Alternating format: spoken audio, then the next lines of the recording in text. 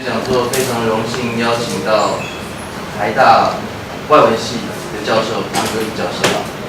唐格理教授现在是台湾大学人文社会高等研究院的副院长。事实上，唐格理教授应该算是我的老师辈，因为我在台大读书的时候，唐格理教授就已经在台大外文系教书了。对，那各位看到他的名字啊，格理，格物穷理。怎么样就很快就联想到他是研究朱熹哲学。事实上正是如此，唐格理教授的朱熹哲学在国际上是非常知名的。各位如果查很多哲学百科全书，中国哲学百科全书或一些 companion 一些词条，有关于朱熹哲学的，很多都是唐格理教授写的 entry。所以我们今天很荣幸请他来发表他的这个演讲啊，主题是朱熹思想伦理的相对论与互补性啊，英文介绍。那在座也有来自美国 Kansas State University 的 Professor David Jones 啊，也对朱熹哲学很有研究。那现在在台湾大学做 Visiting Professor。那我们这个掌声来欢迎唐格理教授，以及欢迎 David Jones。Oh, so I don't need a microphone. 麦克风不需要。I mean, for the movie.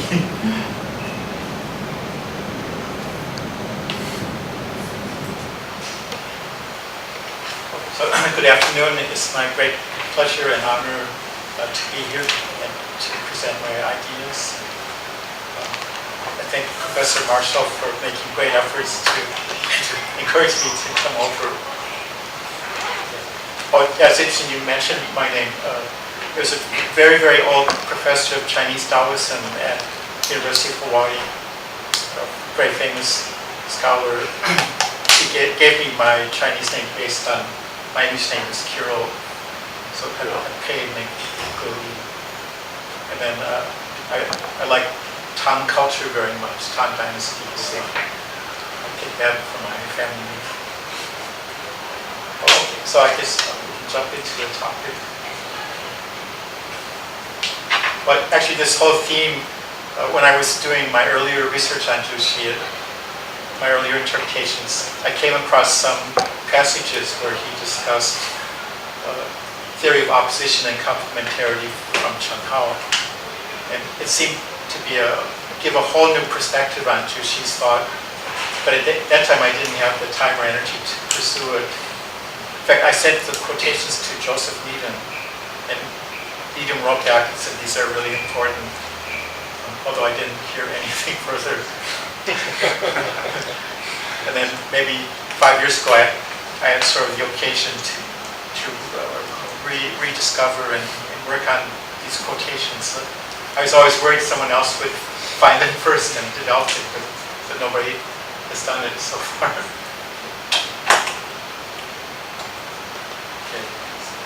Okay, so Juxi was not only a synthesizer, but he was highly creative, so many Neo-Confucian thinker. I think my paper will demonstrate part of his creativity. So as we know, he synthesized several key terms from classical Confucianism and Northern Song Neo-Confucianism to form a compelling system that influenced East Asia for 800 years. So below we examine how Juxi applied Chen Hao's idea of complementarity. Well, later you'll see the Chen Hao's quotations and so forth. Okay. To make a system more integrated, organically related, and dynamic. I find Juxi's application of this idea very surprising, interesting, and stimulating. It just brings his whole system to life, changes it from a beehive to a dialectical or organic system. It really changes our picture of Juxi's thought. Okay.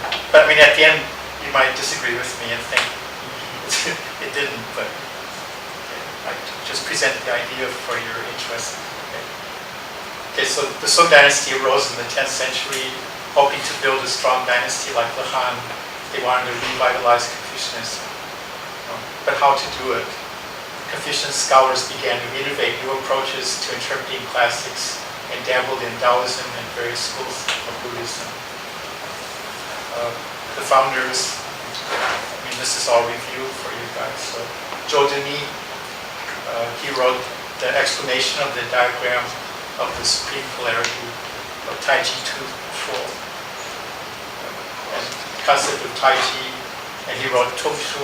It's a commentary on the Book of Changes, drawing on ideas from Taoism as well as Confucianism. But Feng Yulan proved the Taoist roots of the Tai Chi Tu. And then Zhang Zai used Qi as the basic proto-material ontological concept. He offered a strong theory of mind as the master of feelings and human nature and a poetic moral vision of Xi Ming. The Cheng brothers Hao and Yi stressed the notion of Li for nature and ethics. Cheng Hao spent quite a few years working on Buddhism, although he officially rejected it. So Zhu Xi synthesized Li from Cheng Hao. Although of course he transformed with the Cheng brothers, Li and Qi are kind of dualistic. Zhu Xi used Tai Chi Tu as a way to organically integrate Li. Qi from Zhang Zai, Tai Chi from Zhou Duni. Below we argue that Zhu Xi viewed these terms as referring to irreducible complementary aspects of the world as continuum. All the phenomena are continua, but they're constructed on these elements. And the world's processes, cycles, things, and phenomena. So for Zhu Xi, Li is the formal, structural aspect of things, while Qi gives rise to the tangible aspect. And while Tai Chi initiates the expression and dynamic interplay of Li and Qi and the incipient formation of the world in each thing. But specifically, it's where yin and yang appear in Qi. Qi, in its primordial form, is yuan Qi, and then becomes yin yang as proto-material, more energy-like than material. And then later, the tangible qualities arise with the wuxing, the five faces.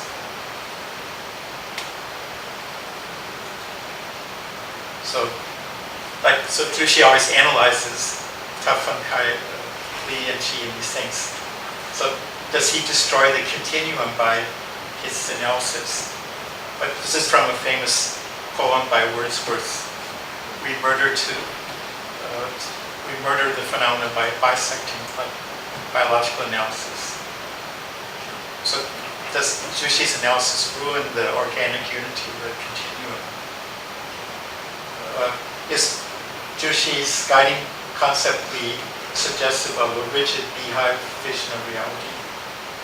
Below, we shall argue for the contrary position that Zhu Xi regards Li and Qi as opposed yet complementary aspects of things. So reality is continuous. Li and Qi do not exist independently in themselves, but only coexist in the continuum of phenomena. Li and Qi coexist and are mutually dependent and cohesive. So I think I have quotations to prove that Zhu Xi believed this. So Zhu Xi received an eclectic education in youth by his father's friends. He used Chan Buddhism. This means he has a more holistic background to his thinking. In writing his imperial examination, he received his Jinshi, his PhD, based on Chan Buddhism at age 19. However, later he met Master Li Tong, who guided him intellectually back to Cheng Yi's thought. Initially, the focus was on quiet sitting for mental purity, Jingzuo. Zhu Xi then tried a more active approach from Zhang Shi, the student of Wuhan, but found that this approach left no space to consolidate improvement by reflecting. Too much stimulus response without occasion to reflect on your response. So Zhu Xi found both Beethoven's and Zhang's approaches to be one-sided and theorized mind is a process embracing both quiescence and activity. So you saw that in my dissertation.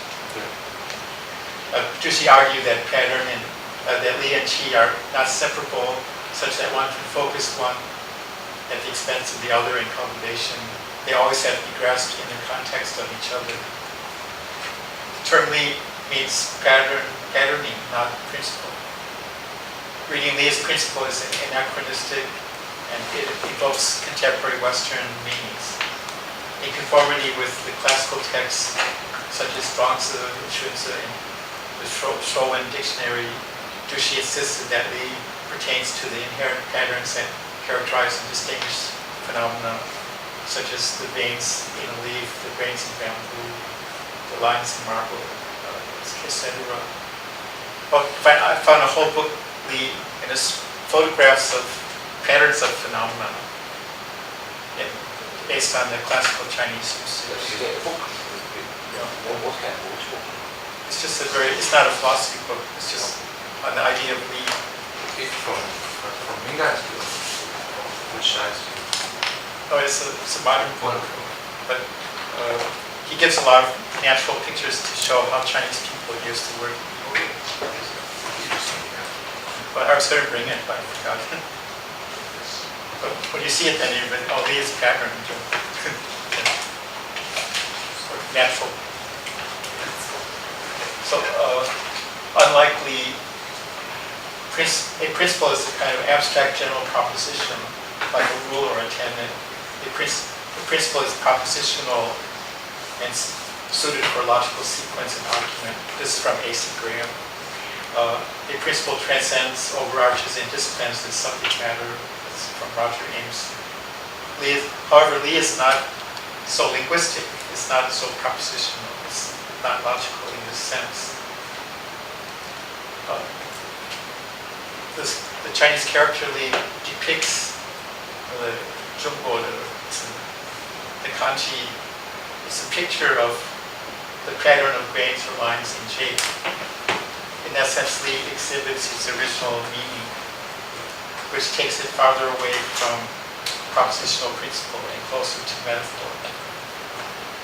And just for comparison, the American writer Henry David Thoreau, he has this image of the pattern of a leaf is sort of the blueprint of nature.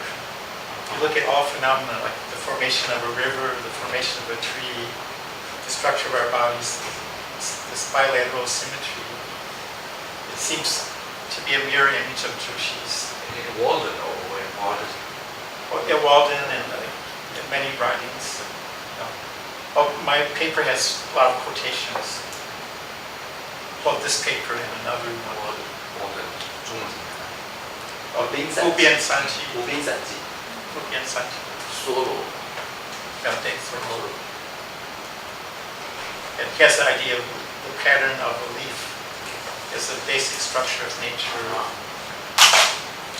So Western people had something similar. Okay, but on the other hand, like sense of dualism, I mean, Jushi's very clear thinker, and he always analyzed the Kachilai San Tao Fan Kai. But that's just the analysis.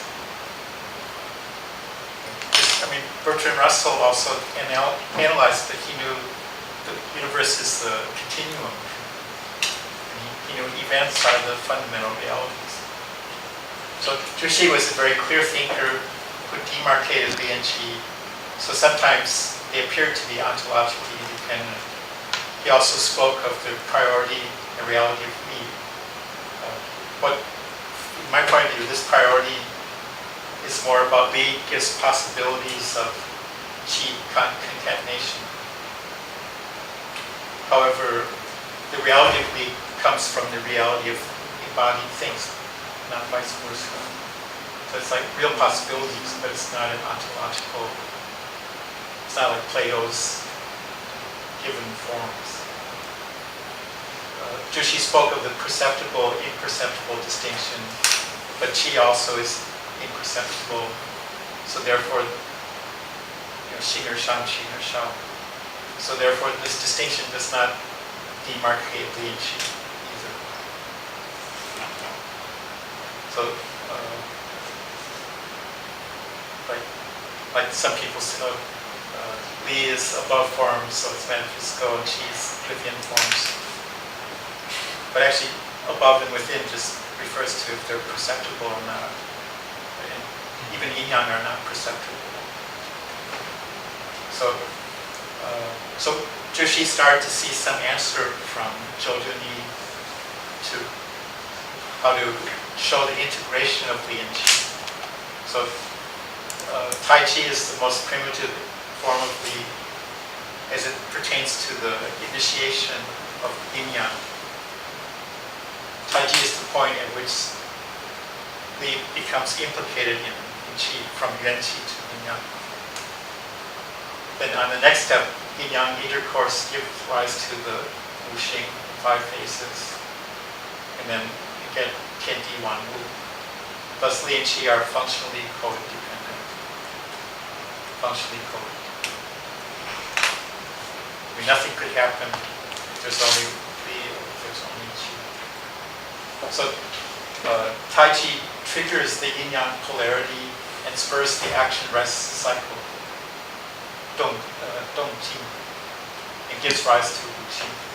So in the dynamic interplay between Tai Chi and Yin-Yang, Jushi saw a way to understand the impress of Li and Qi cycles, processes, and phenomena. So when he just had Cheng Yi's model, it's kind of a dualism, just you have Li over here and the phenomena over here. So in terms of pattern, Tai Chi denotes the pattern when yin and yang are first differentiated in the Qi continuum.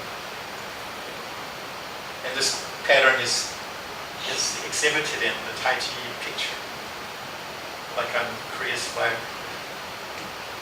So when the 5 phases are formed, Li is implicated in the Xing, the basic properties, basic propensities of the 5 phases, Wu Xing, which are the initial perceptible Li-Qi formations in Zhoujuní's diagram.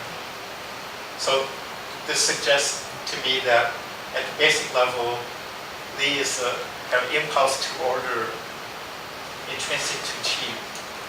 So Li is a dynamic and catalyzing impulse that implicates order in Qi intercourse.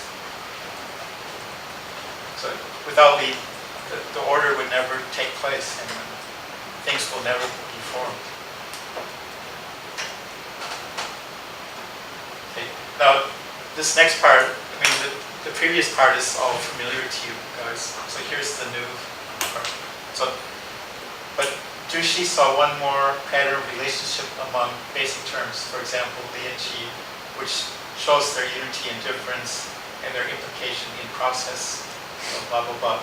It is the relation of opposition and complementarity. And this pattern reveals the holism and power of Jushi's thought.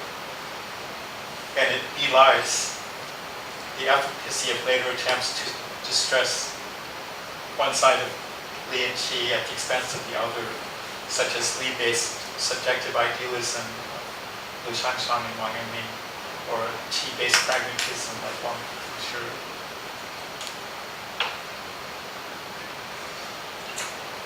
Okay, so this is sort of the fundamental statement of complementarity. I mean, there were other expressions in the Northern Song, but Chenghao's is the most complete. So the Li of heaven and earth and the very things is that nothing exists in isolation. There's no Li, everything has opposite or complement. This is spontaneously so and not artificially arranged. Whenever I reflect on this truth late at night, I feel delighted, as if my hands were waving and my feet were dancing. So this is the statement of complementarity. So this is Li in a brand new sense. So here it is more like a pattern of creative dynamic intercourse and not merely inherent patterning. So it's kind of meta, M-E-T-A. So it's like mental. M-E-T-A, meta. 这样 No, meta. No, yeah. meta OK meta It's sort of about 后实是 it's about the Li and Qi connection. So the ontologically is implicated with Qi. So this complementarity is talking about that relationship. So it's not ontological. It's a philosophical. M-E-T-A, meta. That means about. So ontologically, Jushi did indicate that Li and Qi are opposed and complementary, albeit indirectly. So here's some examples. As like Wuji represents Qi and Taiji represents Li. So as to what would be the opposite of Taiji, it is said that Taiji has Wuji. Taiji also opposes complements Yin. And regarding Dao above forms and utensil within forms, these are horizontal oppositions. So like horizontal indicates organic integration. Like vertical would be hierarchical and not perfectly complementary. So this is kind of a revelation Jushi didn't want his students to know because for ethical reasons, he wanted to give priority to Li. But in the real complementarity, they're co-equal. Okay. So in some way, this view of complementarity generalizes the meaning of Taiji, although it lacks Taiji's insistent implication of Li into Qi. Jushi comments on Cheng Hao's statement. Cheng Hao was delighted about his insight into Li, because once he had grasped deeply the truth that nothing exists in isolation, but certainly has its opposite or complement, it struck him as simply marvelous and joyous. It's sort of the master key. How can the universe be living and productive and flourishing? It's this principle. I mean, it goes, especially in biological nature. We need male and female to produce. We need 4 seasons to have a cycle. And Jushi further just in Jutsu Yulei, section 95, Jushi has many discussions on this statement. Although I just picked some of the best ones. Okay. So Jushi sees this Li pattern, this complementarity, as explaining the complementary relationships among Qi phenomena, which Li itself transcends, implying a vertical bifurcation between Li and Qi. So sometimes you use the principle just to look at phenomena like male-female or something, opposed yet complementary. For example, when a disciple asks Jushi whether the opposites complements must be things, or whether Li can have an opposite, Jushi replies, as to the categories of above, below, small, great, clear, turbid, these are about things. But if we say, having the above, there must be below. Having large, there must be small. That would be a matter of Li, because it must be this way. So just Li is embedded in the complementarity of things. In nature's production of things, there cannot only be yang, there must be yang. There cannot only be yang, there must be yin. These yin and yang are both opposites, complements. That's a quotation. And the context of these oppositions, complements, are not themselves opposed complementary Li. Rather, the Li provide the reason by which there are these opposites, complements. Okay. So Jushi applies the Li pattern, this complementary pattern, creatively to new cases such as number, speeds, objects, games, etc. So one opposes two, kind of number theory and the generation of number. Above forms opposes within form, xin er shao. Every word has its opposite within. That's like Lao Tzu. You say that's good, then there's evil, or that's large, that's small. That's beautiful, that's ugly. Okay. And the thing before your eyes has its back, front, top, bottom. Every side has its opposite complement within. And the pairs on the Chinese checkerboard form a series of opposed pairs. In the end, when only one path remains open and it seems that no other complement remains, this very path still opposes or complements the other 360 paths. And then this is called the one-many opposition, like the way implement opposition. So this opposition is fascinating, for it posits 1 and 2 as basic units for calculating and building number series. 1 and 2 are also suggestive of the unbroken and broken lines of the trigrams and hexagrams of I Ching. Additionally, Lao Tzu states formation of heaven, earth, and myriad things follows the division of 1 into 2 and then into 3. The premise was that since words differentiate, they must have opposites. But this idea is also expressed in Lao Tzu. Does each of us have a doppelganger? See, we're doppelgangers. It's German, yeah. Doppelganger. Dostoevsky. Yeah, the double. This set of opposites complements coincides with the holistic perspectival quality of lead patterning. But my paper has a section. Hence, the end game paradoxically implies the next game. So the end game just served a checkmate at the end of the game.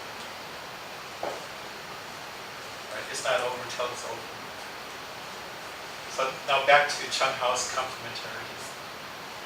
Now, Zhu himself rarely admits that Li and Qi themselves are opposed or complementary. This reflects his ethical concerns. He wants people to uphold Li as the pattern, as the standard. But on the ontological side, he, maybe only with his best students or only in a special situation, he'll say that, well, as a matter of fact, Li and Qi themselves are opposed or complementary. So what would be the opposite of Tai Chi? Well, Tai Chi has Wu Qi. Tai Chi has Yin Yang. So Tai Chi is essentially Li, and Wu Ji is like the Yuan Qi, and Yin Yang is Qi. So regarding the way above forms and utility within forms, these are horizontal oppositions. So horizontal means ontologically on the same level. And this is just the same as having the tranquility of the pre-aroused state of emotions. Shinu Aila to Wei Fa. There is the harmony of these emotions when aroused to a degree. So the Shinu Aila, Wei Fa, Yi Fa is just horizontal complements. So for Zhu Xi, besides registering the way things stand and flow with Qi, people need to uphold the harmony and gendering Li of a cultivated, harmonious life by consistently grasping and responding to affairs appropriately. So just in practice, Li wants people to hold up Li a little bit higher than Qi. Otherwise, he would be Zhuangzi. Okay, but notice Tai Chi and Wu Qi are opposed, almost contradictory expressions. Tai Chi is the most primitive form of Li. It is quintessential Li, the elementary form. Signifying the unbounded and free of polarity, Wu Qi describes primal Qi whence yin and yang arise. It is the quintessential Qi. pure potential. In this sense, Taiji has two faces, the Janus face. It is the supreme ultimate vis-a-vis Wuji, and it is supreme polarity vis-a-vis five faces. Oh, yeah, I mentioned that. I forgot it was in the PowerPoint. So Giordani's proposition, Wuji or Taiji, free from polarity and yet supreme polarity, expresses the identity of opposites and gives rise to phenomena. In the next stage, yin and yang are formed.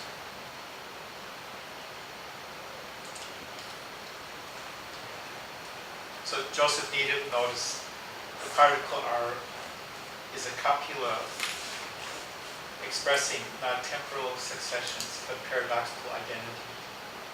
Jushi himself reaffirms the identity, saying Wuji is not outside or beyond Taiji. So you can kind of tuck that in the back of your mind. So ultimately, Jushi's Li and Qi are horizontal and not vertical. So that's the result of this complementarity. And this is Li and Qi in the ontological sense. So when Jushi makes two seemingly contradictory claims about Li and Qi, Li is prior to Qi. Li does not exist apart from Qi.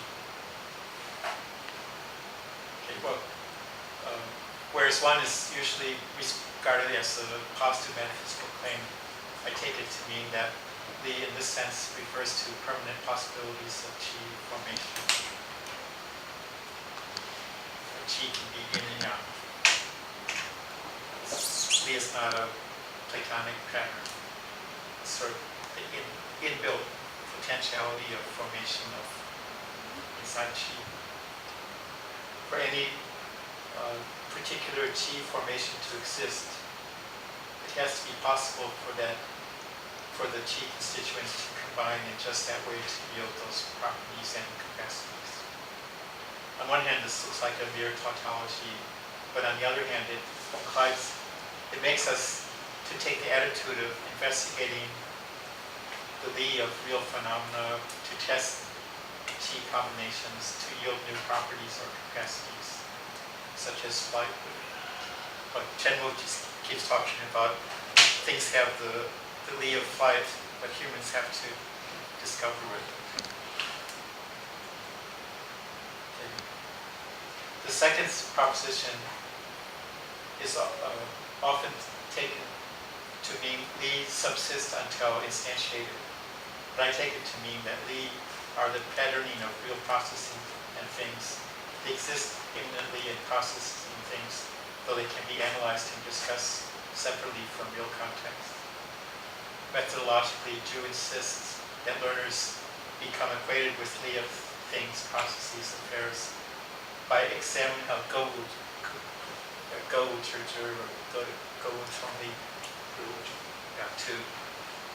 can only learn Li by examining things. You can't do abstract, you can't do Platonic dialectic. Okay. Jushi considers the study of Li in abstraction from reality to be wooden, hollow, empty, and so forth.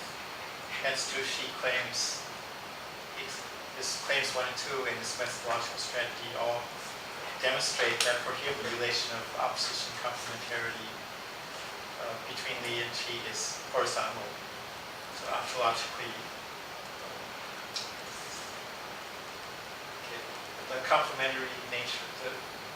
There's some new research about the whole idea of complementarity. Our understanding of the world must embody this kind of outlook in order to be complete. Okay.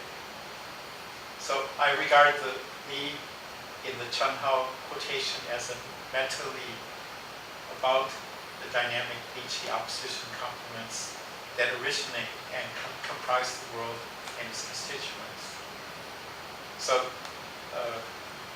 the Li in Chen Hao's quotation is the second order abstraction from the Li and Qi that are actually implicated in the phenomenon.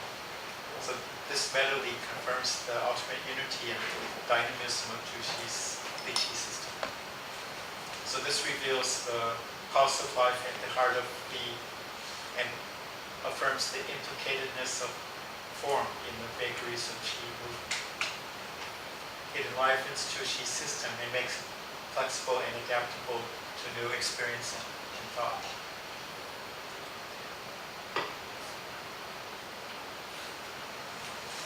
So the Li confirms the unity and dynamism of Juxi's Li Qi system. And very interestingly, this Li anticipates the contemporary notion of the complementary nature. And this is a quotation from an important new book titled Complementary Nature. So complements are a set of mutually dependent principles responsible for genesis, existence, and evolution of the world, relating to or suggestive of complementing, completing, or perfecting relationships and being complemented in return. So this just seems to be a more general statement of Cheng Hao's idea and Juxi's insight. Just like Juxi, these modern scholars, Kelso and Engstrom, regard complementary pairs as a window into the complementary nature. I mean, everything is complementary. Just like Juxi, they believe many, and this is quotation from that new book, many complementary pairs are so familiar they have become invisible to our daily perceptions. For example, breathing. Breathing is in, out, in, out, in, out. Walking is step, move, step, move, step, move. So these very basic things of life are based on it, but we're blind to it because it's too familiar. Okay. So by uniting opposed terms in a true proposition, this Li could entail further truth. So on the surface it's like contradictory or contrary, the opposites. But in fact, because it has this added contradictory meaning, it can generate more potential. So Juxi's original notion of Li as strict pattern, that's from Chung Brothers, conflicted with experience or expression. So he reconfigured Li in light of Zhou Junyi's Tai Chi Tu Shuo and Cheng Hao's quotation. To work as intended, this reconfiguration was one step away from the original immanential aesthetic pattern of Li to a more abstract and more self-conscious meta pattern, which deserves further study. Because nobody has studied this complementary meta Li. In this way, Juxi posited the complementarity view to accommodate features of phenomena and events that the old rigidly conceived Li Qi could not capture adequately. Hence, he liked the open form of Zhou Junyi's Wuji'er Tai Chi.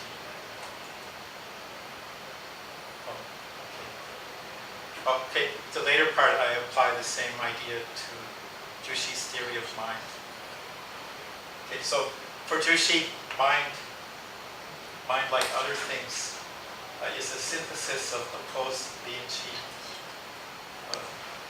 Mind Qi is fine and clear, and therefore it can be discerning and penetrating. Mind Li are sufficiently complex to mirror and comprehend the Li of things and phenomena. But Juxi thought mind contains Li that can mirror all phenomena. Mind can thus grasp the warp and woof of the world. One cultivates mind to comprehend this and to discern the subtle distinctions and to navigate complex situations. Okay, now Juxi linked the Xingqing opposition with Renqing and Daoxing. So Xingqing is the nature and feelings. So nature and feelings are opposed complements because the feelings emerge from the nature. So Renqing is the emotional side, moods, feelings, desires. Daoxing is the moral, intellectual side. This is from the Juxi's preface to Zhongyong. So both sides are necessary. Daoxing, Renxing are necessary.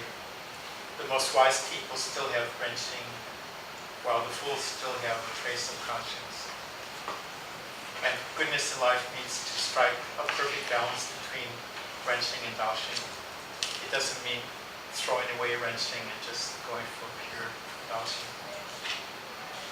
So as Kierkegaard affirmed,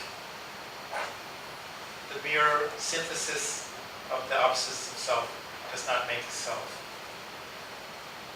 It's like Hegel thought. For Kierkegaard, self is dynamic. It's more like a verb than a noun.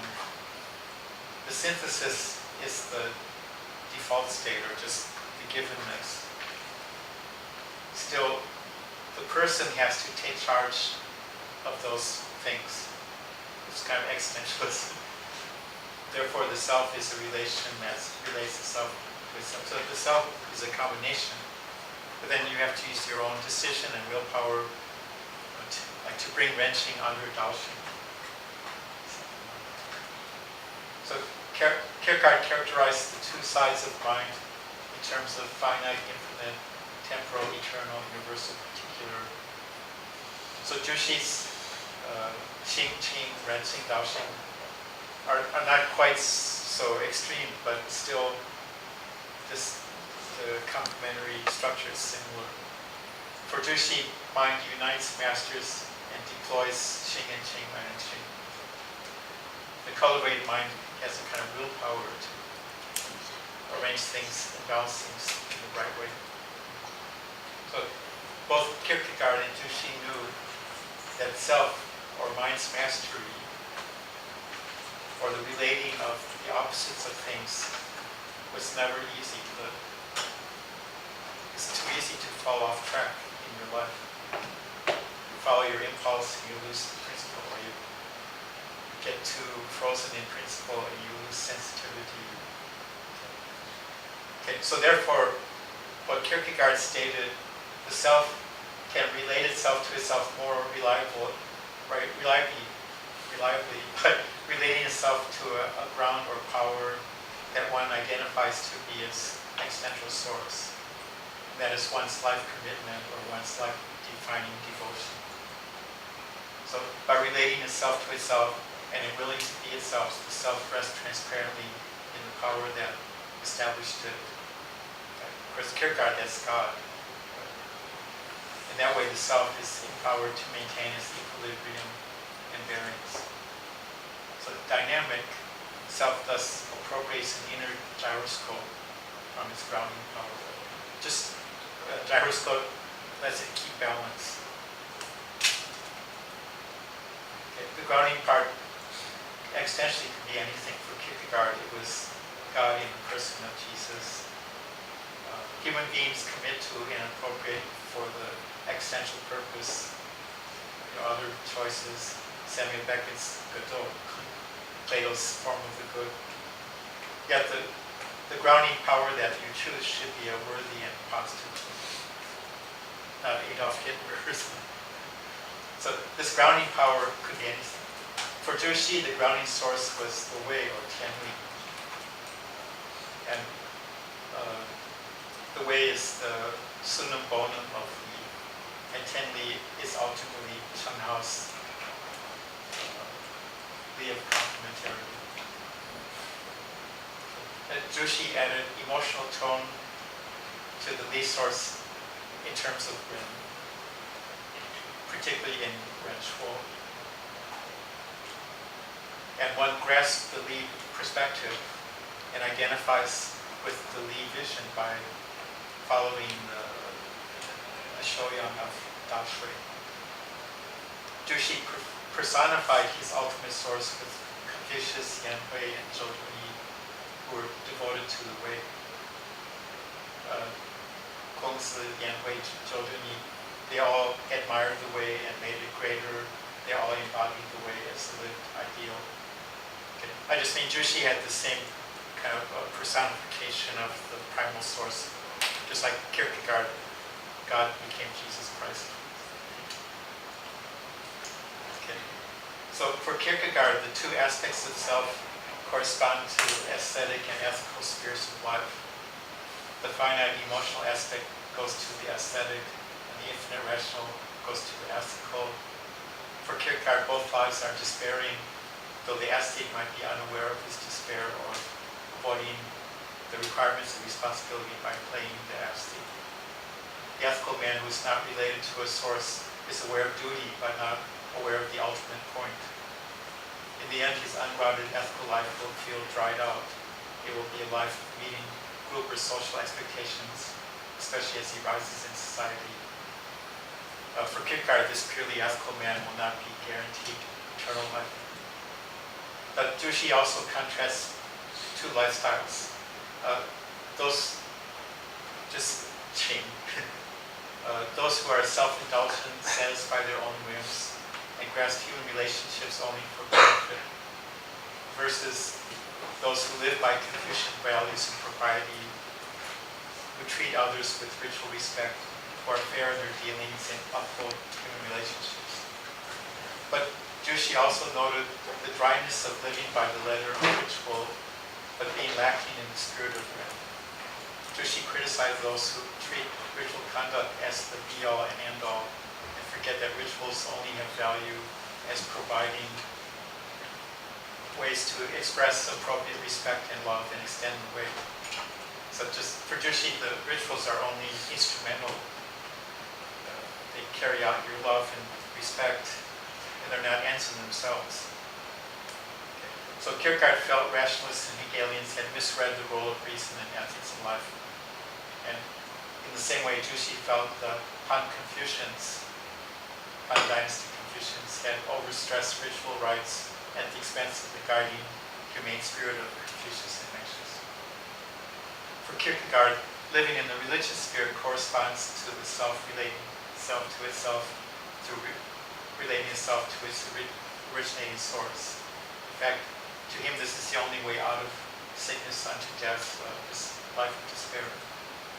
The sphere also provides one life, that one's life is grounded by a love, a commitment, which will trump the requirements of ethics. He famously called this the teleological suspension of the ethical. Despair for Kierkegaard is not an emotional concept. It means the self has a misalignment so that it is not tapped into its originating source. So Jushi had a parallel idea: overturn ritual, Fanli, to fulfill Ren, is Fanli Cheng Ren. For many Confucians, customs and rituals were the sole criteria of fulfilling the way. To go against ritual custom was to go wrong, no matter how good one's intentions. However, Jushi said life is full of cases where the ordinary norms and need do not fit perfectly, situation in which the rites misfire and cause more harm than good. He stressed that one's commitment to the spirit of Ren and the way afford a deeper personal insight into appropriateness through which one fashions more apt responses. Jushi knew that life is full of changes, anomalies, surprises, so the wise improvised responses which resonate with Ren in the way and not necessarily fit ritual. Jushi advocated a kind of teleological suspension of the ethical, but in order to enrich the ethical and to make the ethical more sensitive, hence the need to make innovations to extend the way and be new precedents of appropriate conduct. Jushi at the same time advocated caution in turning the lead and to make sure one's intentions are pure and that the action is really ethically efficacious. So Kierkegaard found a way to grasp both sides of self in leading a full life. In earlier Western philosophy, the philosophers opted for one side or the other. Socrates and Plato, spirit over body. The atomists like Lucretius treated the soul as myth and only advocated body and mind as function of body. Pascal saw the need for harnessing both sides of the self, but it was Kierkegaard who insist on leading the full life of body and spirit. This is kind of from Hubert Dreyfus. So one can see the same trend in Zhu Xi, especially his preface to Zhongyang. He says the mind unites and commands both sides of self equally. More than other Confucians, Zhu Xi uses expressions like self-mastery, establishing one's will, cultivating reverence for Tianli, to encourage people to awaken their minds, dedicate themselves to Tianli, etc. Subjective idealists and pragmatic materialists critique Zhu Xi's dualism. However, from Zhu Xi's point of view, the subjective idealists like Lu Shangshan and Wang Yangming, they look at life and world in view of mind and patterning, but do not grasp the hard facts of life. They hold their subjective idealism without carefully considering its applicability to real human life. They are very imprecise in their response to affairs and give excessive freehand to their subjectivity. The pragmatists who treat Li and the way as social constructions judge things according to uncritical